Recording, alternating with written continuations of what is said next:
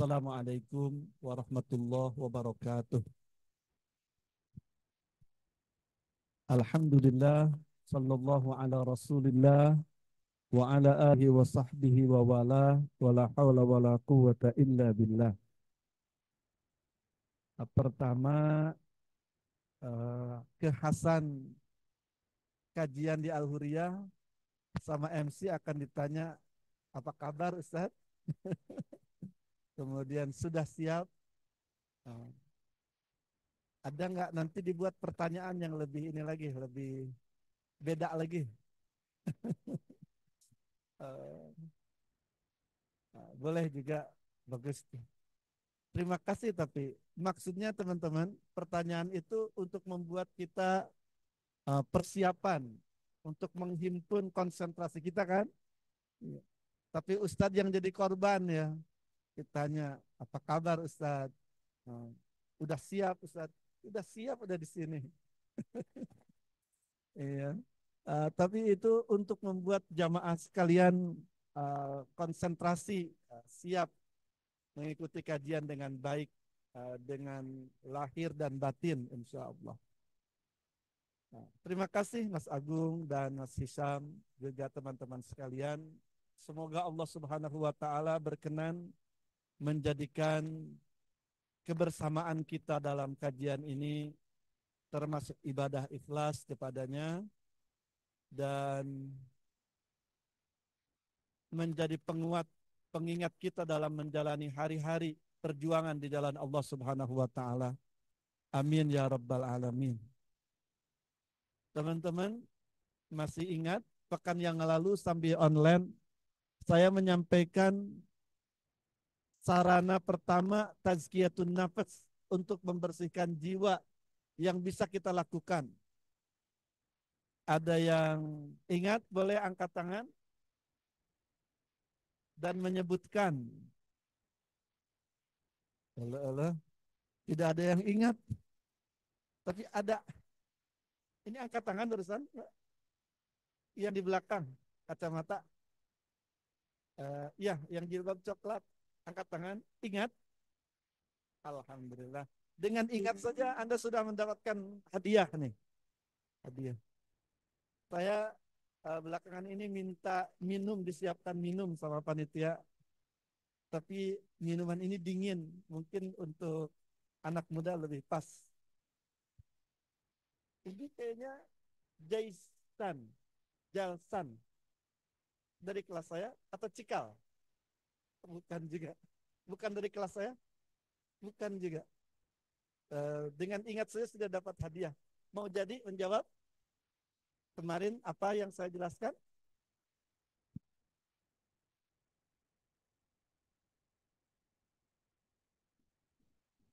Ya, dengan salat, dengan taubat dan istighfar ya. Nah, terima kasih sudah mengingat istighfar teman-teman. Jadi yang pertama yang hebat, dahsyat, mensucikan jiwa itu istighfar. Penjelasannya dari hadis Abu Hurairah radhiyallahu an bahwa setiap seorang mukmin itu melakukan dosa, dosa itu berakibat noda hitam pada jiwa, pada ruh manusia itu, pada ruh orang yang beriman. Ketika bertobat, taubatan nasuha, sungguh-sungguh dia merasa sedih, berat, menyesal karena sudah melakukan dosa. Penyesalan itu sampai kepada janji, sumpah untuk tidak kembali. Kemudian dengan lirih dan sungguh-sungguh meminta ridho ilahi, meminta ampunannya dengan lafaz istighfar, astagfirullahaladzim. Yang bisa saja sampai menitikan air mata, penuh harap ampunan Allah Subhanahu wa taala. Ditambah kalau dosa itu berkaitan dengan sesama manusia, meminta maaf kepada manusia atau mengembalikan hal barang hak sesama manusia yang dia ambil atau dia kuasai. Ada 4 langkah taubat, kemudian istighfar tadi. Dengan taubat dan istighfar ini, jiwa yang tadi ternoda dengan dosa, yang bisa saja noda itu memenuhi semua jiwa kita, teman-teman. Bahkan membuat jiwa kita menjadi kaku, tidak tergerak dengan peringatan, dengan kebaikan, tidak bisa melihat apa yang sebenarnya dia harus lihat, dia tidak bisa membedakan mana yang baik, mana yang buruk. Sampai ke batas itu, dengan taubat itu menjadi bersih, menjadi bening. Bahkan kebersihannya itu, teman-teman, dalam bahasa hadis itu, saya ulangi nih hadisnya, sukila minha, bahasanya itu taskil, itu bahasa yang biasa digunakan untuk membersihkan batu permata yang asalnya bisa jadi hitam, tidak menarik, digurindra, dibersihkan, jadi mengkilat, menarik dan menjadi mahal harganya. Orang beriman, kalau sudah bertobat dari dosanya, beristighfar, dia bisa menjadi pribadi yang jauh lebih baik dari sebelumnya. Lebih mulia di sisi Allah Subhanahu wa Ta'ala. Makanya bisa saja dia dulu pendosa, tapi setelah taubatan nasuha, dia menjadi pribadi yang paling dekat dengan Allah yang Maha Kuasa dan paling menginspirasi sesama, paling bermanfaat bagi lingkungan. Istighfar, teman-teman, dengan kalimat astagfirullahaladzim wa atubu ilaih, astagfirullahaladzim alladzi la ilaha illa huwal hayyul qayyum wa atubu ilaih. Atau banyak redaksi istighfar. Ada yang paling hebat disebut Sayyidul Istighfar, penghulu atau pimpinannya istighfar. Allahumma anta rabbi la ilaha illa anta khalaqtani wa ana abduka wa ana ala ahdika wa wa'dika. Masya Allah, bahagia sekali. Sudah pada hafal, sudah biasa istighfar ya.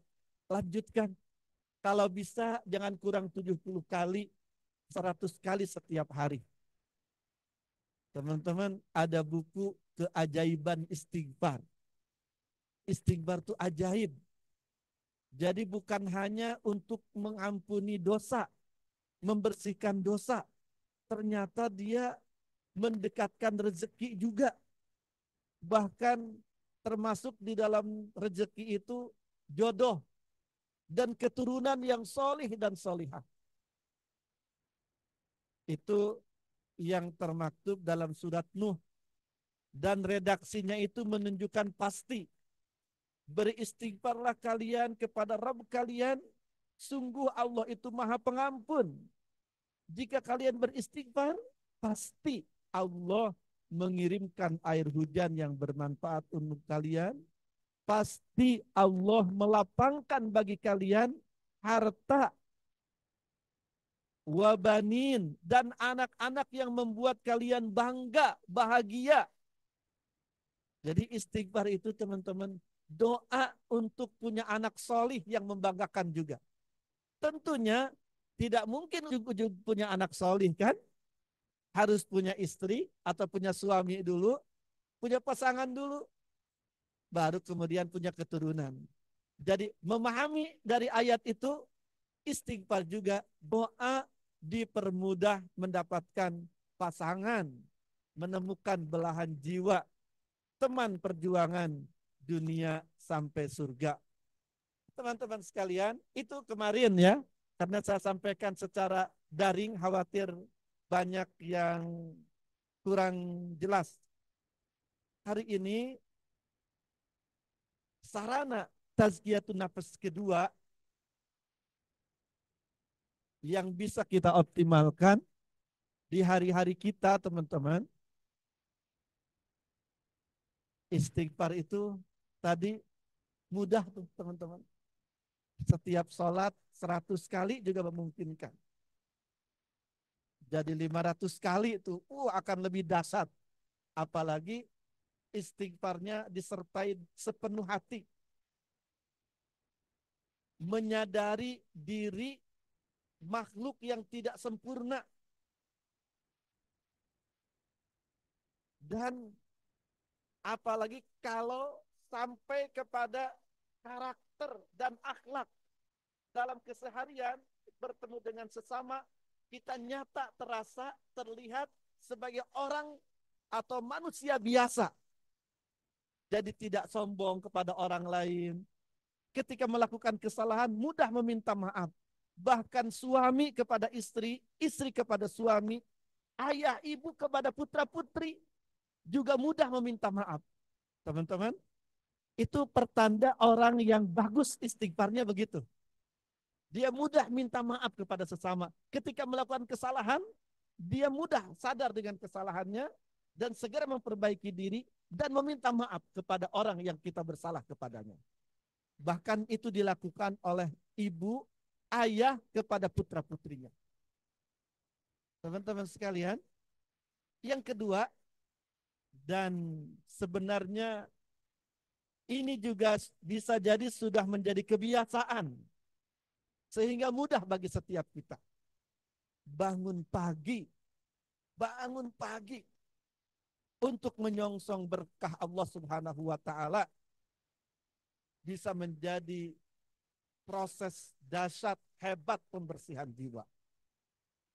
Teman-teman,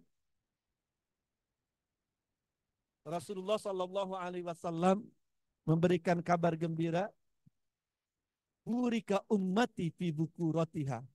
Dalam satu redaksi hadis seperti itu, dalam kesempatan lain baginda Rasulullah Shallallahu Alaihi Wasallam mengungkapkan dengan redaksi berdoa, Allahumma barik li ummati fi buku rotiha.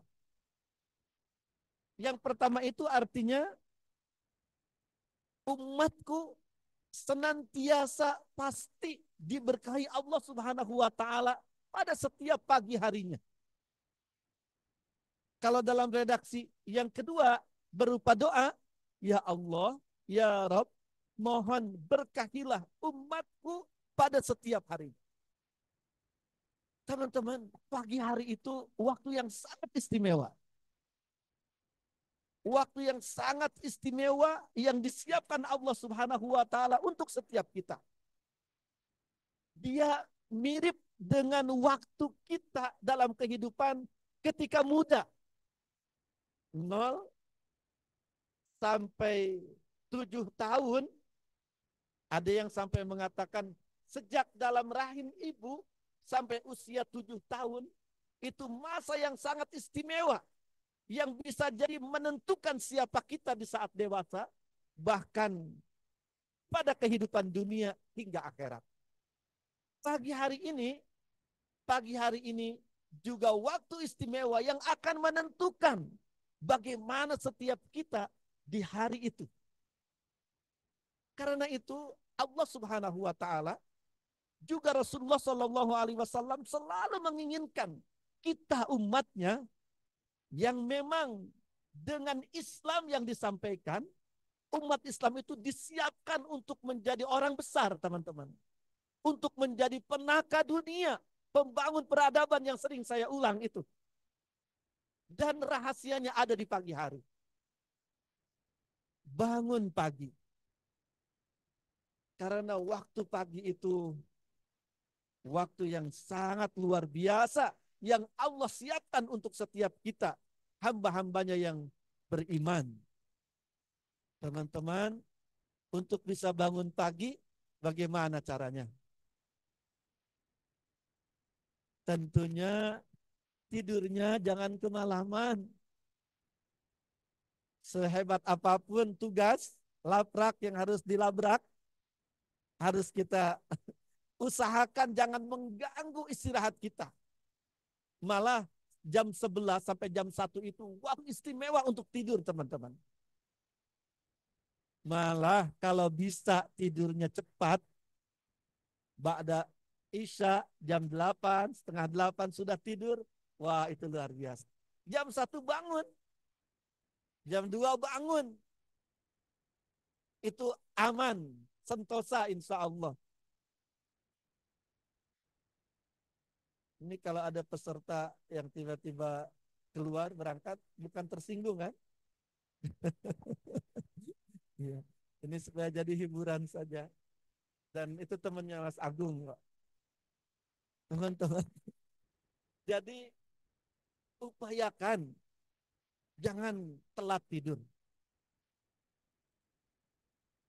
Dan akan lebih sehat lagi tidur cepat sehingga tidak banyak makan juga di waktu malam. Itu akan lebih keren lagi. Konon makan berat itu sampai jam 8 malam usahakan di stop. Untuk anak-anak muda seperti kalian belum terlalu terasa pengaruhnya. Tapi untuk saya yang sudah usia, yang sudah setengah abad, terasa teman-teman. Engkau makan jam 8, jam 9, tapi pagi jam 3 bisa sudah lapar tuh. Jam 4 lapar. Dan itu tidak sehat. Tapi kalau tidak makan, aman saja. Malah bisa makan itu jam 9, sarapan itu yang makan pagi jam 10. Dan untuk orang tua seperti saya, sebaiknya seperti itu. Pagi-pagi itu air putih, buah, begitu. Teman-teman, tidur jangan telat. Jangan begadang. Dan usahakan jangan tidur masih ada maksiat yang kita belum bertaubat. Teman-teman, bisa jadi tidurnya cukup, banyak. Tapi kalau punya dosa juga, bisa jadi Allah tidak perkenankan untuk bangun pagi. Jadi, selain tidur cepat, usahakan jangan bermaksiat. Usahakan bertaubat atau beristighfar menjelang tidur itu. Malah yang bagus, sebelum tidur itu teman-teman, berwudu ya. Berwudu, kemudian membaca surat Al-Fatihah, Al-Baqarah. Al-Baqarahnya bukan semuanya ya. Kalau semuanya khawatirnya nggak tidur-tidur. Awal uh, ayat kursi, kemudian akhir Al-Baqarah. Kemudian Al-Kafirun, Kul huwallahu ahad 3 kali, Falak bin Nas. Kalau bisa baca Al-Muluk juga hebat sebelum tidur. Kemudian baca doa. Dan setelah baca doa itu, doanya ada Bismikallahumma ahya wa bismika amut, atau Allahumma inni wadda'tu nafsi ilaika. Ya Allah, sungguh aku titipkan jiwaku, diriku ini kepadamu. Dan doa lanjutannya. Setelah itu, teman-teman sampai Rasulullah SAW menunjukkannya, mengajarkannya, ditiupkan kedua telapak tangan. Diusapkan ke muka dan seluruh tubuh kita. Baru kemudian tidur juga sambil zikir. Itu menggambarkan kita benar-benar ingat Allah dan minta perlindungan Allah dari kejahatan setan. Yang dia bisa saja datang melakukan kejahatan pada saat kita tidur. Pada saat kita sedang dalam kondisi lemah. Tidur itu teman-teman mirip kematian. Orang kalau tidur diledekin juga aman. Diledekin, diomongin, mirip orang meninggal dunia teman-teman. Kalau kita mau belajar, ya Allah, seperti itulah kita meninggal dunia. Dan betapa banyak orang tidur kemudian tidak bangun lagi. Dan dalam Al-Quran juga ada disebutkan seperti itu. Jadi ada yang Allah pegang seterusnya, jiwa manusia itu yang tidur itu ada yang Allah lepas kembali. Teman-teman sekalian, bangun pagi. Nih, dalam hadis riwayat Imam Bukhari Muslim, Rasulullah Sallallahu Alaihi Wasallam malah hadis ini termasuk hadis qudsi teman-teman. Untuk menjadi motivasi,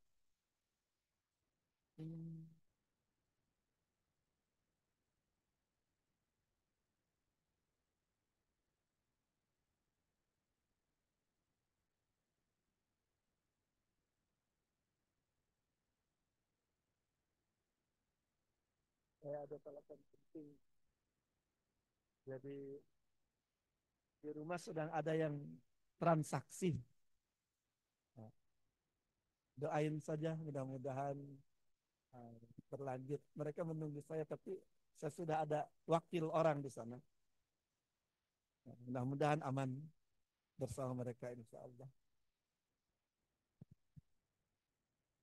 Teman-teman, di setiap pagi itu yanzilu rabbuna ta'ala kulla lailatin ila sama'id dunya.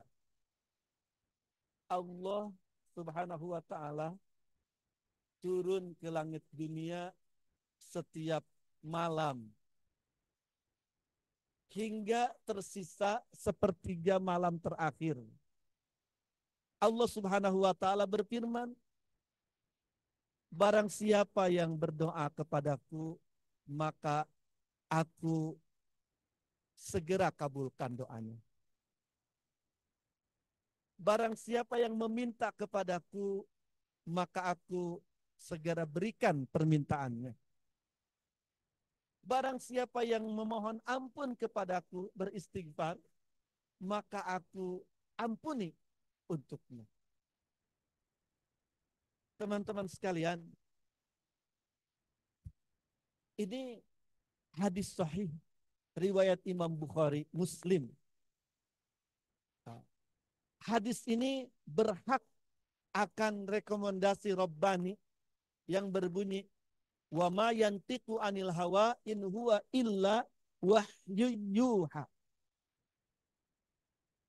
Rasulullah Shallallahu Alaihi Wasallam tidaklah bersabda melainkan itu adalah wahyu yang telah diwahyukan kepadanya. Artinya ini janji dan penyampaian Allah Subhanahu Wa Taala. Ini pasti bagi setiap kita yang meyakini benar-benar bisa menjadi kenyataan dalam kehidupannya. Setiap pagi hari sepertiga malam terakhir itu seakan-akan kita tuh punya janji dengan Allah Subhanahu wa taala yang Maha Suci. Teman-teman, kalau kita pagi hari bangun dan yang membuat kita bangun itu kesadaran, keyakinan karena Allah menunggu kita, merindu kita, menanti kita, itu akan luar biasa terjadi pada diri kita. Di saat kebanyakan manusia, bahkan bisa jadi orang di sekitar kita, orang-orang tercinta kita, istri atau putra-putri kita, masih tertidur lelap, kita bangun. Dan yang membuat kita bangun itu karena Allah memanggil kita, Allah menanti kita. Teman-teman, apalagi bangun, kemudian mandi, atau minimal mengambil air wudhu, bersuci. Karena menyadari mau bertemu Allah Subhanahu wa taala. Teman-teman, baru itu saja bisa dibayangkan yang akan terjadi dalam jiwa orang yang melakukannya. Dia akan memiliki kekuatan karakter dalam hidupnya. Hanya Allah Subhanahu wa taala, zat yang maha kuasa, yang menjadi tujuan utama. Yang akan membuat dia bahagia atau sedih itu Allah. Dia tidak akan mudah, apalagi menjadi seorang galauer, orang yang mudah galau, ringkih, karena hal-hal sepele. Misalkan nilai kecil, sepele tidak teman-teman? Atau uang jajan kurang,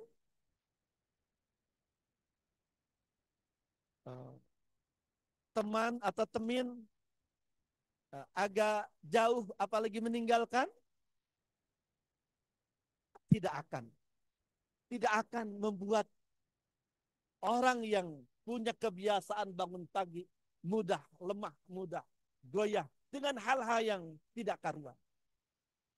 Dia akan begitu kokoh, yang akan menentukan dia bahagia atau sedih itu hubungannya dengan Allah Subhanahu wa taala. Dia tidak akan menjadi pribadi yang mudah tergoda. Itu baru bangun saja teman-teman. Apalagi dia sholat 2 rakaat dan sholatnya dilakukan dengan khusyuk. Wah, akan lebih mengerikan lagi, akan lebih dahsyat lagi terjadi pada orang itu. Makanya teman-teman, dalam sejarah peradaban Islam, orang-orang yang mampu menjaga diri, mensucikan jiwa seperti ini, bisa jadi di usia belia, di usia muda, dia sudah menjadi seseorang yang luar biasa. Teman-teman, Ali bin Abi Thalib itu anak muda belia di masa awal Islam. Ketika beliau tercatat menjadi pribadi yang siap berkorban tidur di atas tempat tidur kematian Rasulullah SAW di masa hijrah, di malam hijrah, teman-teman. Tidur di tempat tidur yang orang akan mengira itu adalah Rasulullah SAW, orang yang paling dicari malam itu untuk ditangkap hidup ataupun mati dengan hadiah yang luar biasa. Ali bin Abi Thalib yang siap di situ. Itu anak muda.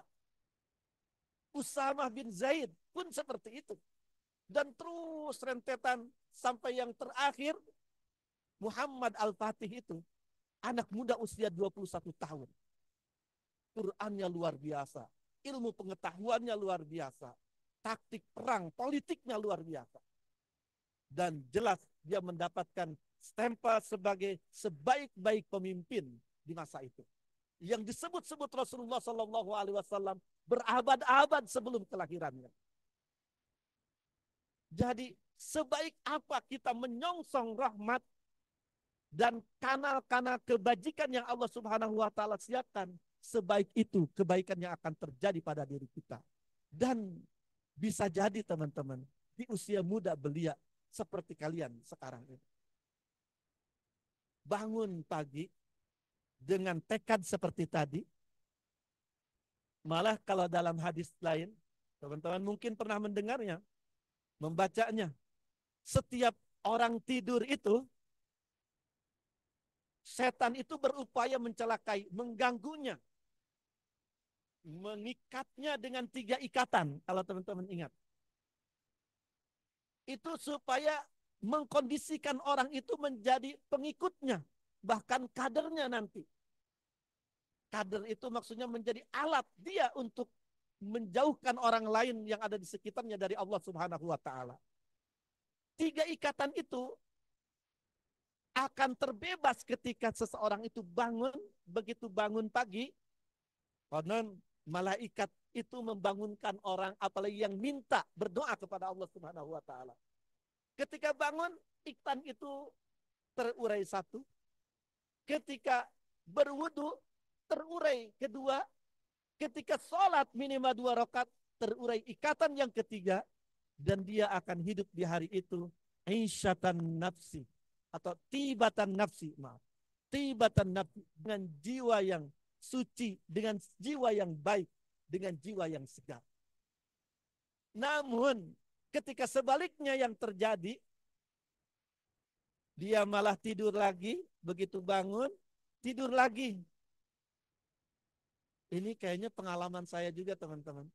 Wallahu alam kalau jamaah ada yang punya pengalaman sama. Bangun, kemudian tidur lagi. Biasanya tidurnya lebih lelap, lebih nikmat. Tiba-tiba bangun, subrang. Subrang itu subuh kesiangan. Atau pas adzan. Konon, orang yang sedemikian katanya, sama setan itu dikangkangi dan dikencingi tepat di matanya.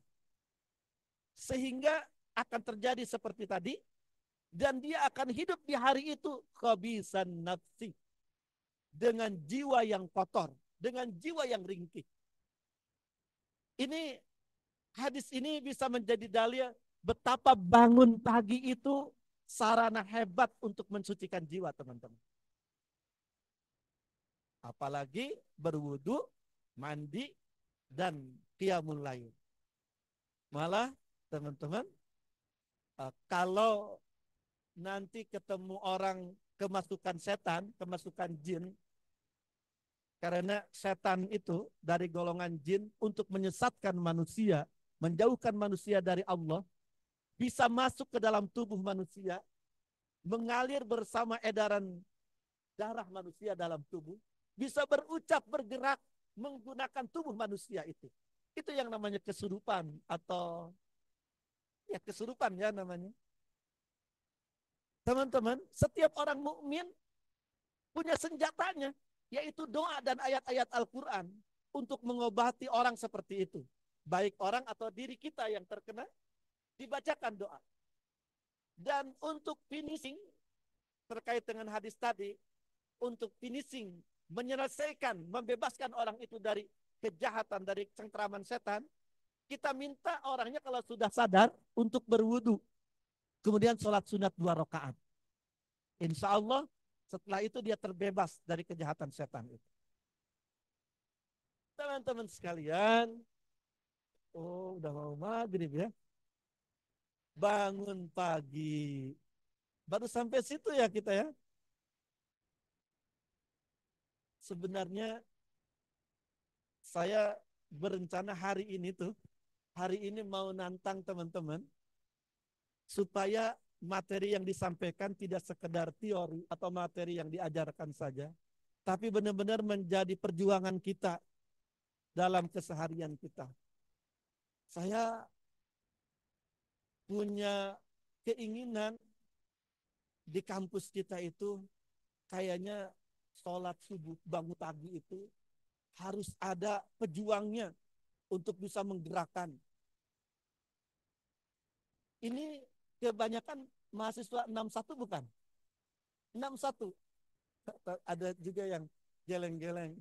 60. Coba yang bukan 61 angkat tangan. 1, 2, 3. Tidak banyak. Jadi kebanyakan 61 ya. Wah, teman-teman. Sambil kita kaji benar-benar nih kehebatan, kedasatan bangun pagi. Mau nggak teman-teman? Untuk melatih diri kita juga, kita buat gerombolan atau pasukan atau apalagi komunitas bangun pagi, subuh berjamaah gitu. Mau nggak teman-teman ikut menjadi pejuang bangun pagi, sholat subuh berjamaah? Saya sedih banget kalau sholat subuh, satu stop pun tidak sampai di Al-Huriyah sekarang. Padahal dulu sebelum COVID teman-teman, sholat subuh di Al-Huriyah itu minimal 3 stop, 3 baris, 4 baris. Sekarang kok sepi. Kayaknya menunggu orang-orang hebat seperti kalian yang sudah sadar, sudah tahu dasarnya ditunggunya kita oleh Allah Subhanahu wa taala untuk bangun pagi dan subuhnya berjamaah di masjid. Subuh itu jangan kesiangan. Habis subuh itu jangan tiduran. Gimana caranya? Yuk kita jadi penggerak. Bagaimana nih? Pejuang atau apa nama kita buat komunitas pejuang subuh berjamaah atau pejuang bangun pagi. Kalau nggak mau, kalau khawatir dicap ekstremis, pejuang bangun pagi kampus IPB.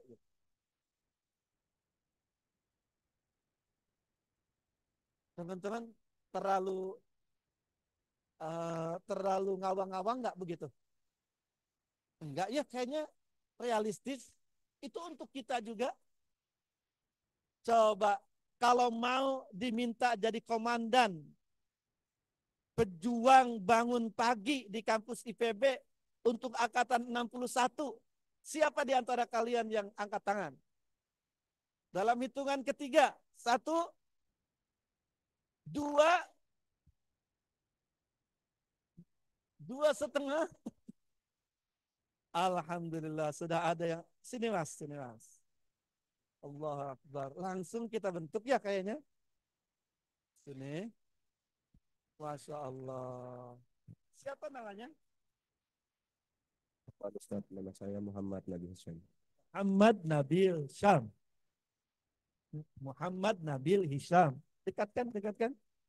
Muhammad Nabil Hisham. Angkatan 61 Ustadz. 61. Dari Fakultas Perikanan dan Ilmu Kelautan. Perikanan dan Ilmu Kelautan. Siap jadi komandan pejuang bangun pagi kampus IPB? Insya Allah siap. Alhamdulillah. Barakallahu fiik. Tepuk 3 kali ya sebagai peresmian.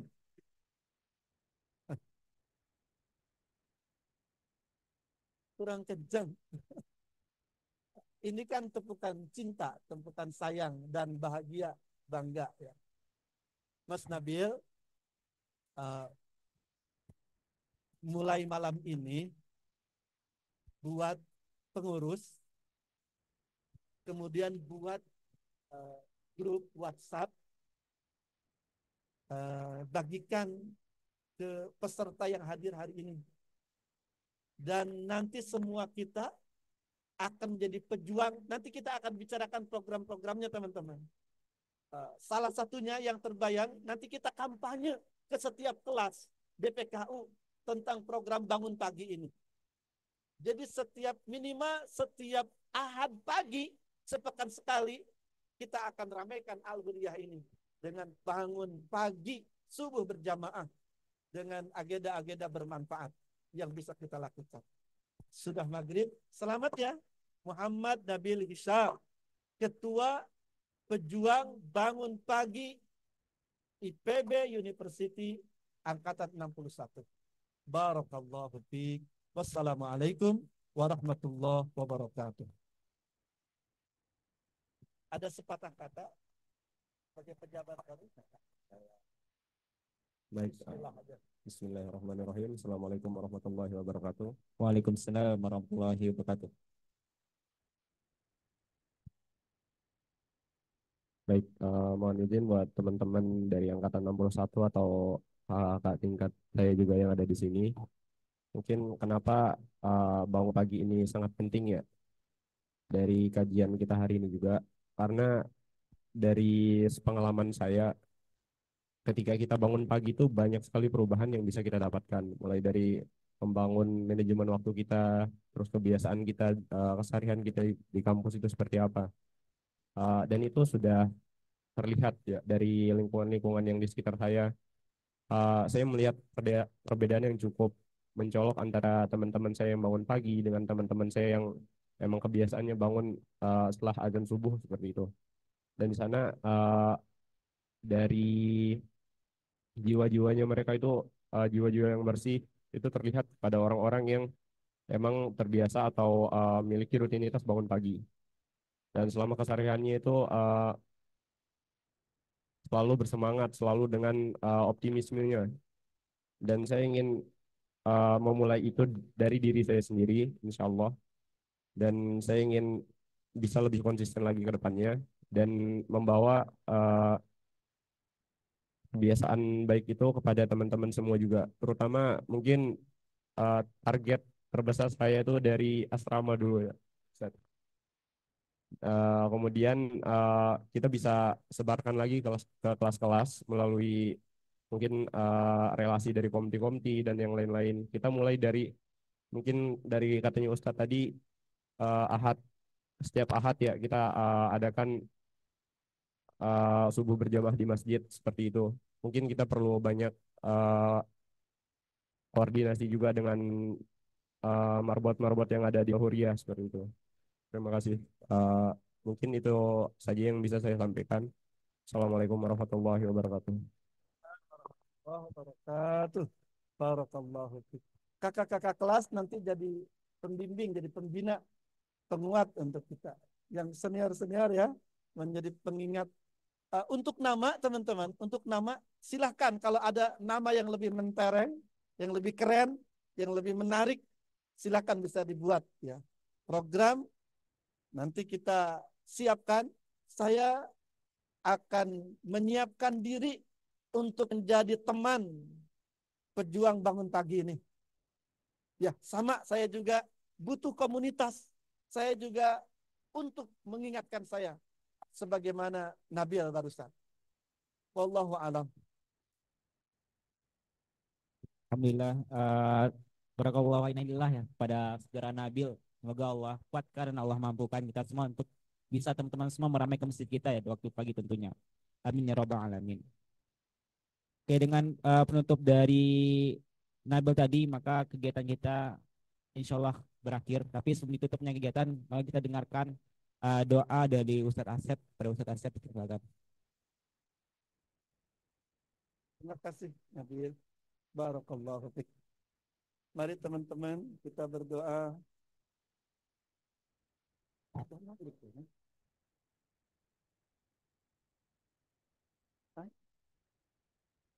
Baca doanya hari ini, doa kafaratul majlis saja ya. Karena sebentar lagi azan. Subhanakallahumma wa bihamdika asyhadu an la ilaha illa anta astaghfiruka wa atubu ilaik. Walhamdulillahi rabbil alamin. Jangan lupa masukkan doa komunitas yang baru terbentuk. Semoga berkah, bermanfaat. Amin ya rabbal alamin.